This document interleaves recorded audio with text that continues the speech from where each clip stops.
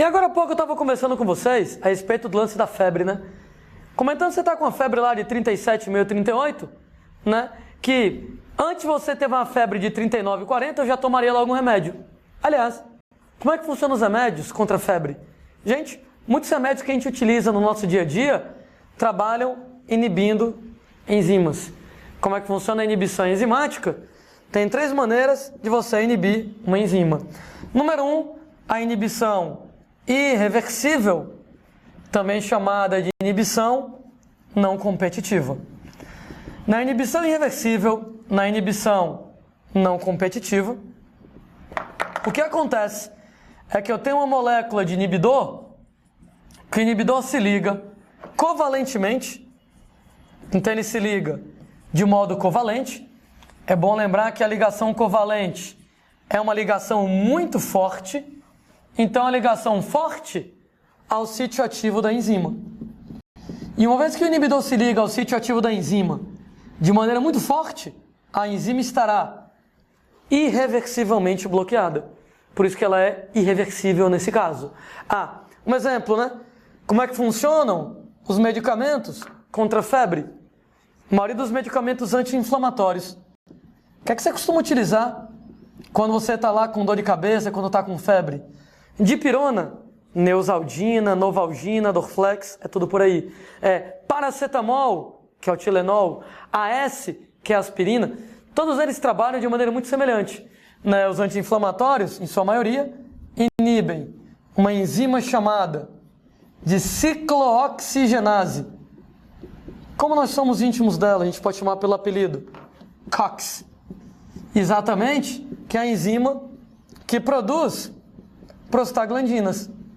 Estava agora há pouco comentando com vocês que prostaglandinas, elas são as substâncias que desencadeiam a febre. Então, quando você toma lá um anti-inflamatório, você inibe a enzima COX, que é a enzima que produziria as prostaglandinas, que vão acabar induzindo febre e dor, né? Dor de cabeça, por exemplo, tem a ver com as prostaglandinas. Bloqueie a produção delas, que vai bloquear a febre, vai bloquear a dor, e daí por diante. Era uma vez, moçada, a COX, está lá a enzima, ela tem uma determinada configuração espacial, e, gente, quando vai entrar aqui o substrato acaba produzindo prostaglandinas. Entretanto, quando você usa uma droga anti-inflamatório, basicamente o que vai acontecer é que o anti-inflamatório funciona como um entupidor molecular. Ele se enfia no sítio ativo, se liga e não sai mais nem a pau. Quer dizer que aquela enzima, ela estará irreversivelmente inibida. Ô Landim, se a enzima está irreversivelmente inibida, por que daqui a pouco a febre vai voltar? Por que daqui a pouco a dor vai voltar? 2 coisas, né? Primeiro eu comentei que o tempo médio, entre aspas, de vida de uma enzima é na cada de 20 minutos. Então, quando eu tomo um remédio, ele bloqueia as enzimas, daqui a 20 minutos eu fabrico novas moléculas que vão fazer a febre voltar. Entretanto, o remédio passa um determinado tempo dentro de mim. Então, suponha que, por exemplo, o remédio faça 6 horas de efeito. Então, ele passa 6 horas dentro do meu corpo. Nessas 6 horas, se eu fabricar novas moléculas de enzima para produzir prostaglandinas, a droga ainda vai estar em mim, então o anti-inflamatório liga nas novas enzimas produzidas, não deixa você produzir prostaglandinas, não deixa você ter febre. Entretanto, por que eu tenho que tomar um remédio de 6 em 6 horas? É porque daqui a 6 horas, o remédio foi destruído pelo seu corpo. O remédio foi destruído, ele foi eliminado na urina, botei para fora, o que quer dizer que depois de 6 horas, não vai ter mais remédio. As novas moléculas de enzimas que eu produzi não serão inibidas, então as novas moléculas de ciclooxigenase de COX produzirão prostaglandinas e a febre e a dor vai voltar. Até por isso que de 6 em 6 horas, de 8 em 8 horas, depende do tipo de remédio que você está tomando, de tempo em tempo eu tenho que tomar novas doses para aquelas novas moléculas de enzimas que foram fabricadas serem inibidas também, não fabricar prostaglandina, bloquear a febre e dor. Essa inibição é a inibição irreversível. O anti-inflamatório se liga de modo covalente, permanente, irreversível, não sai mais. Só que a gente tem lá outras maneiras de fazer inibição. Existe um tipo de inibição chamada de inibição competitiva ou inibição reversível. Em relação à inibição competitiva, em relação à inibição reversível, o que acontece é uma molécula de inibidor semelhante ao substrato. Muito parecida com o substrato. Aliás, o inibidor é tão parecido com o substrato que engana a enzima e fica competindo com o substrato pelo sítio ativo da enzima. Landim, não deu para entender. Beleza? Lá vamos nós exemplificar. Os exemplos que eu estou citando, não temos obrigação de conhecer eles de cor. Mesmo porque na hora da prova não tenho como adivinhar qual é o exemplo que vai cair para vocês. Mas a maioria dos livros, quando vai falar de inibição competitiva, fala, gente, de uma droga chamada de sulfanilamida, ou sulfa. A sulfa é a avó do antibiótico. Antibiótico é usado para matar bactérias, né? No tempo que não havia antibiótico, a gente usava sulfa. E a sulfa não é tão legal quanto o antibiótico. Vejamos por quê, vejamos como ela funciona. Basicamente, a sulfanilamida inibe uma enzima bacteriana para a bactéria produzir uma substância chamada de ácido fólico. Gente, ácido fólico também é necessário para humanos. Talvez as meninas lembrem que é o ácido fólico. Vitamina B9 é a vitamina das mulheres grávidas, né? Então, quando a mulher quer engravidar ou está grávida, é bom ela tomar suplemento de ácido fólico para garantir que o bebê se forma direitinho. Mesmo porque o ácido fólico ele é necessário para a divisão celular. Então, imagina que o bebezinho, dentro da barriga da mãe, está lá crescendo, se desenvolvendo, e para o bebê crescer e se desenvolver, ele precisa de divisões celulares. E aí o ácido fólico é fundamental, só que tem uma diferença.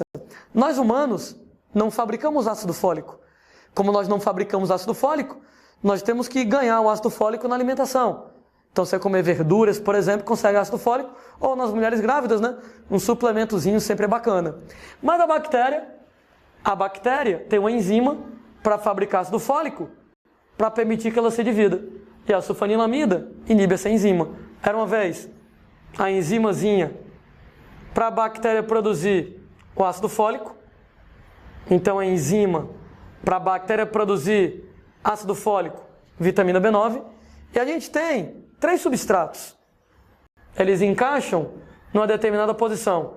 Primeiro substrato, segundo substrato, terceiro substrato. E quando esses substratos eles se encaixam na soma dos 3, a gente vai formar ácido fólico. Aliás, a bactéria, né, vai produzir ácido fólico e com isso ela consegue se dividir. Um dos substratos necessários para formar ácido fólico, ele é uma substância conhecida com o nome de PABA.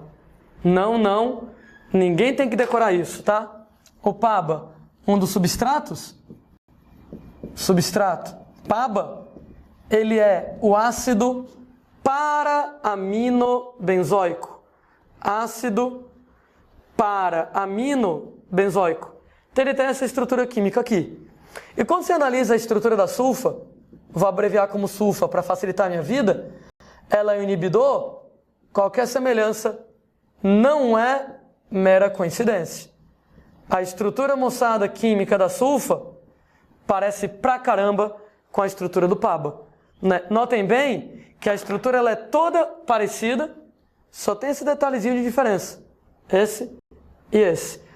O resto é tudo igual. Elas são tão parecidas que quando eu coloco os dois juntos, PABA ou sulfa, a enzima se confunde.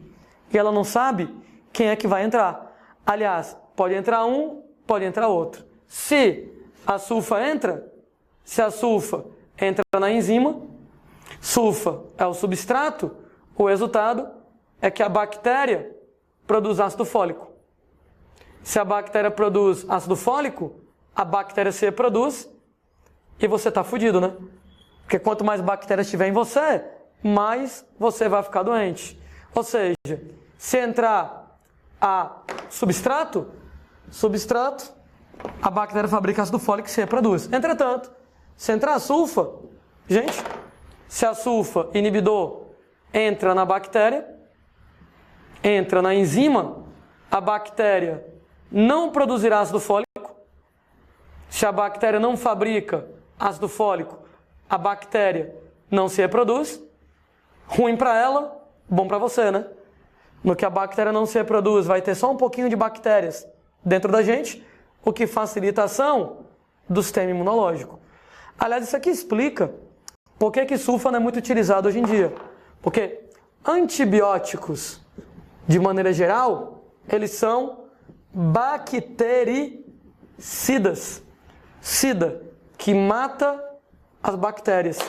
Então eles vão lá e matam as bactérias, caixão e vela preta para elas.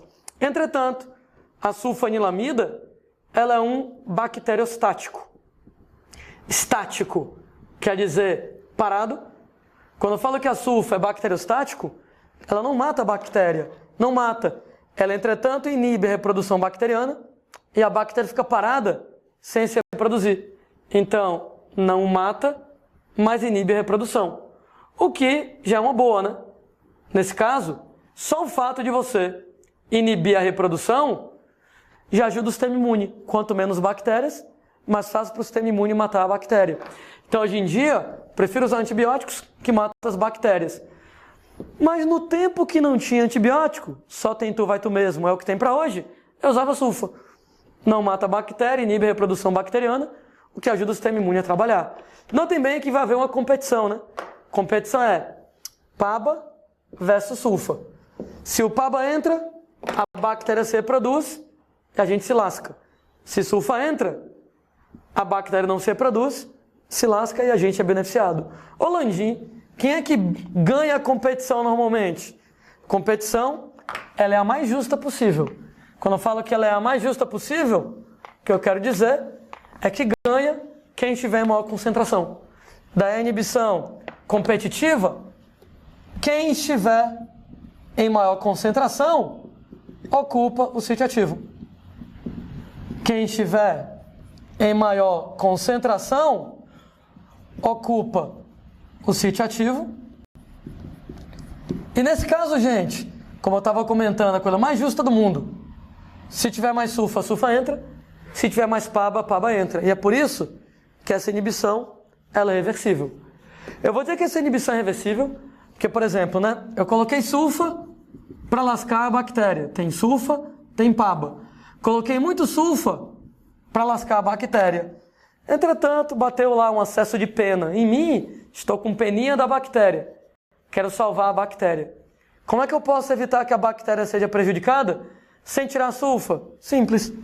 Basta colocar mais PABA. Porque a partir do momento que eu tiver mais PABA e o PABA tiver maior que a sulfa, quem tiver maior concentração ocupa o sítio ativo.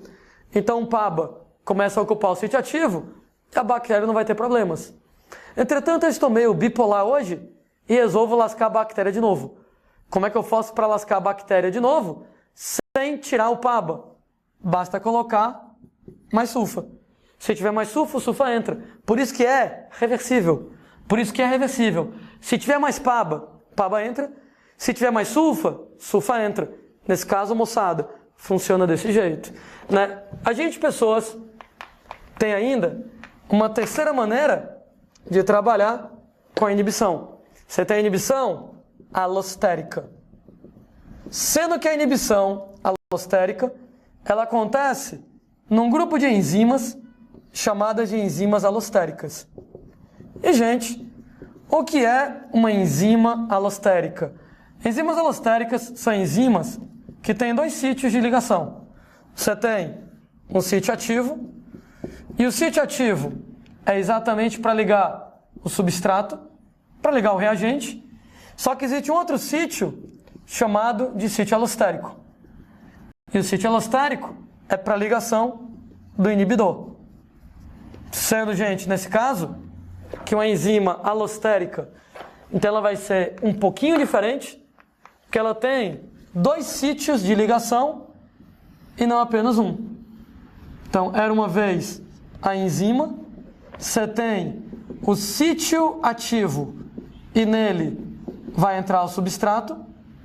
Nós temos um sítio alostérico. E no sítio alostérico vai entrar o inibidor. O resultado. Qual a diferença da inibição alostérica para as duas anteriores? Nas duas anteriores, tanto a irreversível quanto a reversível, essa aqui é a irreversível. Na inibição irreversível, o inibidor, ele entra no sítio ativo. O inibidor, ele entra no sítio ativo. Na inibição competitiva, na inibição reversível, o inibidor, ele entra no sítio ativo. Mas, na inibição alostérica, o substrato entra num sítio e o inibidor entra num sítio diferente. Caramba, vou repetir. Na inibição irreversível, foi a primeira que eu descrevi, o inibidor entra no sítio ativo. Na inibição competitiva, na inibição reversível, o inibidor entra no sítio ativo. Mas na inibição alostérica, o inibidor não entra no sítio ativo, ele entra em outro sítio. O substrato entra no sítio ativo e o inibidor entra no sítio alostérico. Entretanto, toda vez que o inibidor entra no sítio alostérico, ele vai alterar a forma da enzima de maneira que o substrato não encaixa bem. Isso vai ter uma ação de diminuir a velocidade da reação. Então, a inibição alostérica desse jeito, certo? Em relação à inibição alostérica, somente alguns tipos de enzimas têm lá sítios alostéricos. Então, a enzima alostérica, no sítio ativo entra o substrato, no sítio alostérico entra o inibidor. E enzimas alostéricas tem um negócio bem bacana, tem um efeito bem legal, que elas são mais fáceis de regularem vias metabólicas. Como assim, Landim? Elas são mais fáceis de regular vias metabólicas. De novo, eu vou colocar um exemplo, e ninguém tem que saber o exemplo de cor. A primeira etapa da respiração celular, ela vai pegar a glicose, e através de uma enzima chamada dihexoquinase, ela vai produzir um composto chamado de glicose 6-fosfato. E a glicose 6-fosfato, ela então vai reagindo, produzindo outras moléculas, e mais outras, e reticências. Até que, no final da respiração, eu vou produzir ATP como fonte de energia. Agora você imagina que eu pego uma célula onde tem ATP demais. O corpo da gente funciona dentro do princípio da máxima economia. O que quer dizer isso? Que eu só produzo o que for estritamente necessário. Então, se tem ATP demais, está na hora de parar de produzir ATP. E como é que eu faço para parar de produzir ATP? Muito simples. O próprio ATP vai lá na hexoquinase e inibe a hexoquinase. No que inibe a hexoquinase, a glicose não fabrica mais glicose 6-fosfato, que diminui. Então diminui X, diminui Y e diminui ATP. Olha que fofo. Tudo começou porque o ATP estava alto, o próprio ATP inibe a hexoquinase, diminui isso, diminui isso, diminui isso e diminui o próprio ATP. Gente, é uma reação que nós chamamos de feedback negativo, em português, retroinibição, que é quando alguém inibe outro alguém. Então, toda vez que o ATP está alto, o próprio ATP inibe a produção dele mesmo para poder diminuir a produção dele. Detalhe, né? O substrato seria a glicose encaixa no sítio ativo. E o ATP, o inibidor, encaixa no sítio alostérico. Quando o ATP encaixa no sítio alostérico, a glicose já não liga direito. Então diminui isso. E vice-versa, né? Está aí inibido. Entretanto, imaginem que está lá com a enzima hexoquinase inibida, X, Y, etc. Isso quer dizer que com o tempo, a produção de ATP, ela vai dar uma caída. E, gente, toda vez que a produção de ATP cai, ora, no que o ATP caiu, a hexoquinase não é mais inibida. Se o ATP caiu, ele sai da jogada. No que sai da jogada, a hexoquinase ela é ativada. No que a hexoquinase ela é ativada, ela vai transformar a glicose em glicose 6-fosfato. Isso aqui aumenta.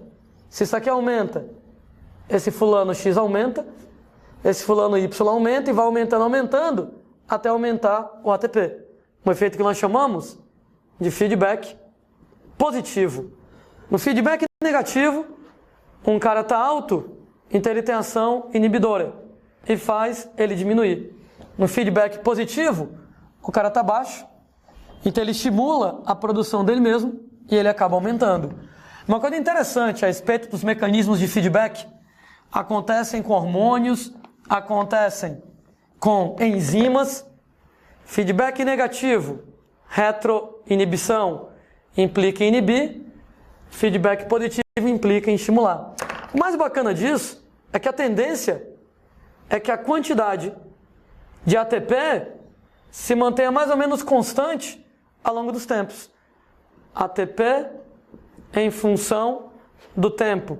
Olha como a tendência é que fique constante, né? Tudo começou porque o ATP estava alto. ATP está alto. Uma vez que o ATP está alto, eu vou inibir. E no que eu inibir, diminui isso, diminui o ATP. Então o ATP, ele baixou. Só que toda vez que o ATP está baixo, ele estimula a enzima. E o resultado que fabrica isso, e o ATP é produzido. Então o ATP ele sobe. Olha que lindo. Toda vez que o ATP está alto, eu mando ele descer. Toda vez que o ATP está alto, eu vou mandar ele descer. Mas toda vez que o ATP está baixo, eu vou estimular e vou mandar ele subir. Quando ele está alto, eu mando ele descer. Quando ele está baixo, eu mando ele subir. Quando ele está alto, eu mando ele descer. Quando ele está baixo, eu mando ele subir. E assim por diante. Toda vez que está elevado, feedback negativo, ele diminui. Toda vez que ele está baixo, feedback positivo, ele aumenta. Está alto, feedback negativo, ele diminui. Está baixo, feedback positivo, ele aumenta e fica frescando. E a quantidade de ATP fica mais ou menos constante. Não constante estático, mas no constante dinâmico, com leves oscilações. Às vezes sobe um pouquinho, às vezes desce um pouco. Sobe um pouco, desce um pouco. Aumenta, diminui, mais próximo de uma constante. Então, mecanismos de feedback, eles têm o objetivo de manter a concentração de alguma coisa mais ou menos constante. Então, mantém a concentração de alguma substância química mais ou menos próximo de constante. Volto a dizer, não constante estático, mas, moçada, um constante dinâmico, com algumas oscilações, mais próximo de uma determinada constante. Só uma observação que eu comentei 2 vezes, mas aí eu faço questão de escrever, é a diferença, né? Dos 3 tipos de inibição. Tem a inibição irreversível, tem a inibição competitiva e tem a inibição alostérica aqui na parada. Então, há a diferença entre essas 3. Na inibição irreversível, o inibidor liga permanentemente no sítio ativo, ou seja, de modo irreversível no sítio ativo. Na inibição competitiva, o inibidor liga, mas não permanente, de modo temporário, tanto é que pode ser revertida, de modo temporário, mas é no sítio ativo. Enquanto que na inibição alostérica, o inibidor não liga no sítio ativo. Ele liga em outro sítio, que não o sítio ativo, ele liga no sítio alostérico. Então, o resumo e a diferença entre os 3 mecanismos de inibição: irreversível, modo permanente no sítio ativo; competitiva, modo temporário no sítio ativo; inibição alostérica, o inibidor não liga no sítio ativo, liga no sítio alostérico nesse caso.